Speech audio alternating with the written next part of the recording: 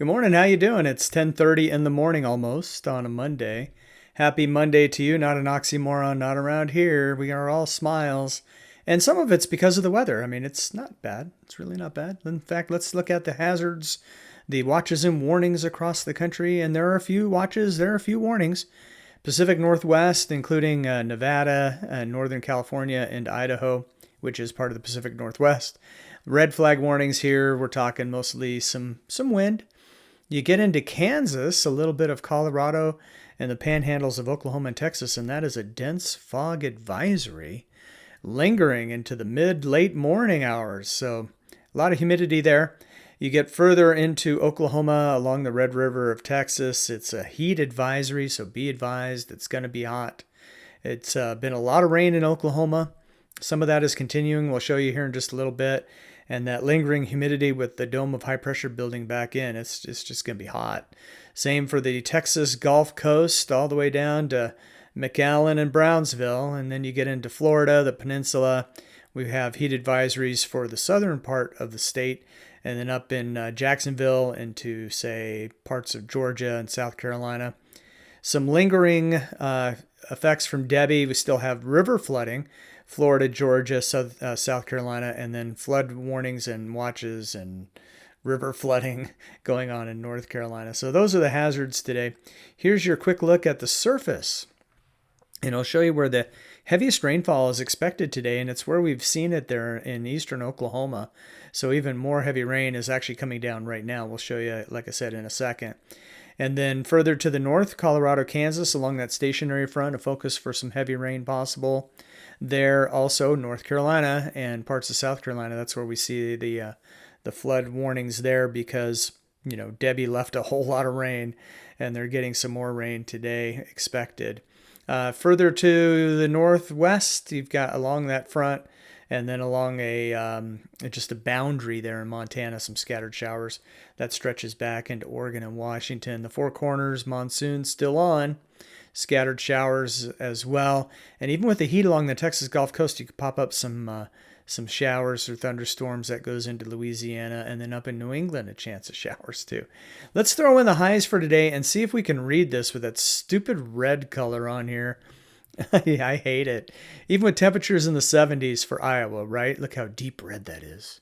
But yeah, just upper 70s for much of Iowa, for example, stretching into Minnesota. A few 80s as you get further north into North Dakota, parts of Minnesota, South Dakota, upper 70s near 80. You get into Montana, we even see a 90 there. I think that might be near Billings.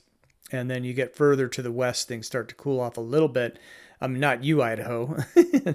the Snake River Basin in the low to mid 90s, but further to the west in Oregon, Eastern Washington, warm 80s to near 90, and then of course cooler on the western side of the Cascades, 70s for the Willamette Valley. Further south in California, not as hot as it's been, but still 80s in the central valleys, and then 90s as you get further south in the valleys. Upper 90s to near 100. The deserts of Southern California, there's a 105. That's probably like Blythe or something. Another 105 near Phoenix, 98 for Tucson, something like that. And the heat is back on for Texas as the heat builds back in. 101 for Lubbock, 99 Amarillo and Midland, Odessa, 103 Roswell, New Mexico. And that's about 101 for Dallas, 103 Wichita Falls. So it's hot in Texas. Not as hot Louisiana, upper 90s, but humidity will make it feel warmer. And that's the same through the south, low to mid 90s. Down in Florida, same, low to mid 90s, but with the increased humidity there, that's where we're seeing the heat advisories. For cooler as you head further north, so that's good. Mid 80s for, say, North Carolina, into Virginia, and then you get into New York State, that's deep red 70s. Did I mention I hate that color scheme? So those are your temperatures for today. We're mid-August, and these are not bad, except for Texas and the South. I apologize, you guys. Here's your surface for tomorrow. No relief for Texas, mostly dry except along the Texas Gulf Coast, but monsoon still on for the Four Corners, up into Wyoming, Montana, Idaho, and even into the northern plains, into parts of the Midwest, some scattered storms. The heavy stuff centered around Missouri, and then further to the east, we have showers and storms from Florida all the way up the coast and then into the Ohio Valley. Highs tomorrow, we're looking at triple digits again for Texas, and temperatures in the triple digits in the deserts of Southern California. 106 for Blythe, 105 Phoenix, 104 it looks like for Las Vegas, but a little cooler in the central valleys of California, so that's nice. You get into the deep south, we're talking upper 90s, so it's going to be hot with humidity. Florida, a little bit of relief. So we got mid 80s to low 90s. I do see a 95 there. That looks like Melbourne. And then, is it Melbourne for Australia, Melbourne for Florida, maybe?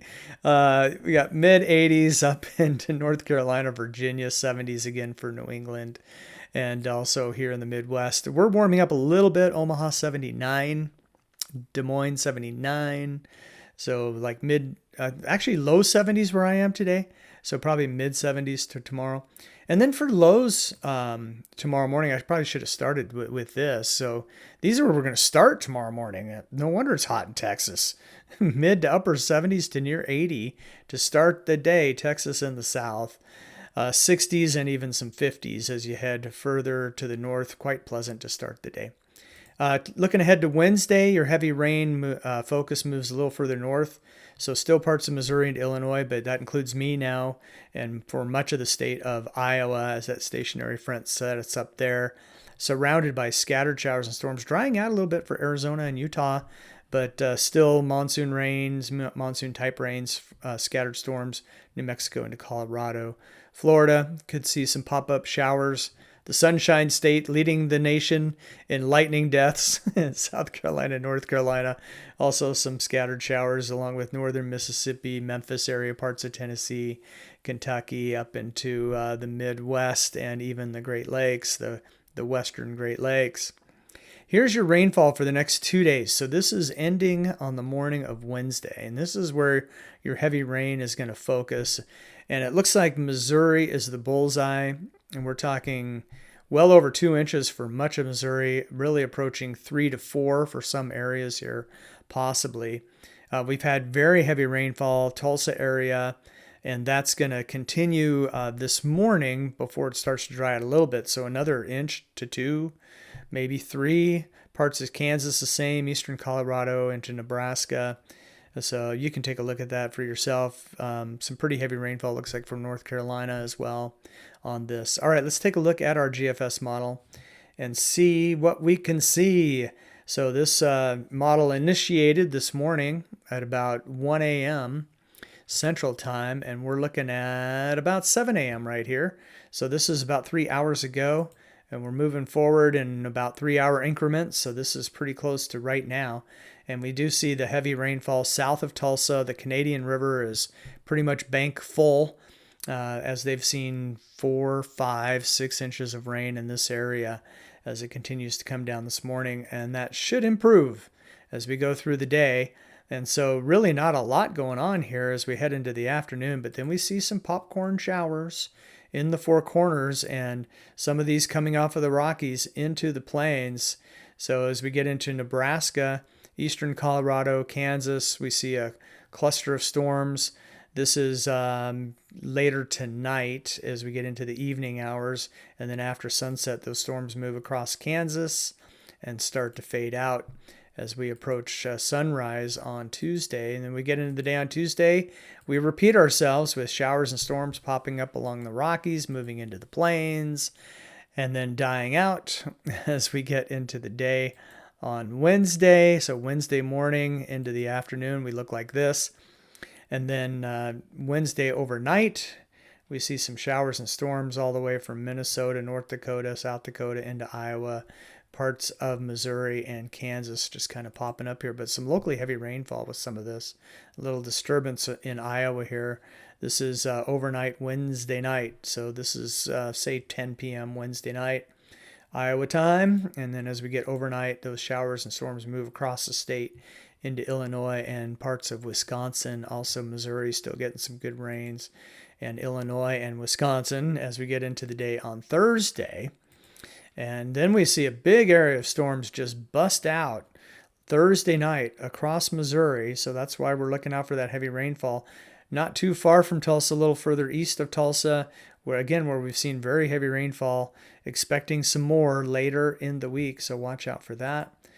Some pretty heavy showers here south of Omaha, along the southern areas of Iowa, northern parts of Missouri, moving into Illinois as we get into the day on Friday. Southern Illinois getting soaked here, moving into Kentucky, Paducah, and the Kentucky Lakes region, into western Tennessee. And then those showers start to fade as we get through the day Friday. And then we see kind of a low moving into the Great Lakes. Some heavier showers now for parts of central Tennessee. Looks like maybe a little bit east of Nashville. Maybe Bowling Green getting in on this a little bit, and some showers across the south. And here's our tropical low. The more runs we have, the further off the East Coast it goes. So that's probably good news. And then as we get into the day Saturday and Sunday, we just whip through the weekend.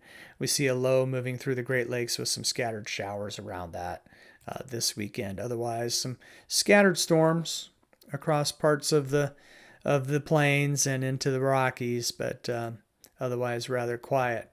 I do want to give you the weekend weather, so let's take a look at the highs on Saturday. Texas, just, leave the state if you can. These are Saturday highs. Lubbock, 102. I think that's Abilene, probably, 106. Wichita Falls, 106. Dallas, 104. 101 for Austin, 102 San Antonio. With humidity, 98 Houston, 103 Roswell, back to the west there. Clovis at 100 and Amarillo at 103. So it's just brutal. And you're not spared either, Louisiana. 101 for Shreveport and 100 for Jackson, Mississippi. So just hot across the south, even parts of New Mexico, Albuquerque at 100. And they're at elevation. They're a mile high and 100 degrees. 100 degrees for Tucson, 105 for Phoenix. That's not that unusual for this time of year. 104 for Las Vegas. So that's the hot stuff. Not bad as you get in the Midwest. A little hotter here, for example, in Iowa. We're looking back into the 80s. We haven't seen 80s for a week. So it's starting to warm up a little bit across the Midwest. Temperatures on the warm side for New England, 80s there as well. And even the Pacific Northwest, Willamette Valley, upper 70s it looks like. And more 80s and 90s as you get inland. For Sunday, any relief for the heat for Texas? No. Nope. Sorry. Also hot in the desert, as you would expect. Temperatures holding steady in the Midwest in the 80s. 70s for Minnesota. And then as you get into Montana, we've got 80s, even a few 90s in eastern Montana. And temperatures in the Pacific Northwest holding steady, 70s in the Willamette Valley up into Seattle. Temperatures in Central California, a little better, 80s to low 90s.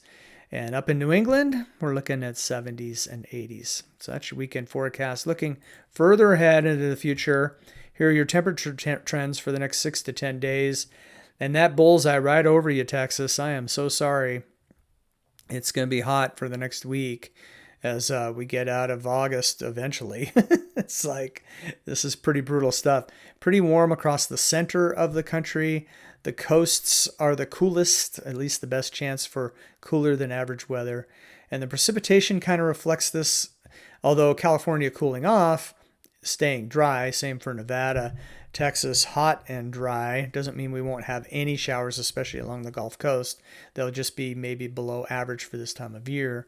Four Corners still getting a little bit wet, a little better chances of above average as you head north and through the Rockies and back towards the Pacific Northwest. Same for the Midwest, and then towards the East Coast, kind of dry for Michigan and Maine as well. So that's a quick look at your forecast through the weekend. So try to include a few more maps and a little bit more information. So I hope that's more helpful to you. And I do appreciate you tuning in. So we'll see you tomorrow right here on the Weather Mic.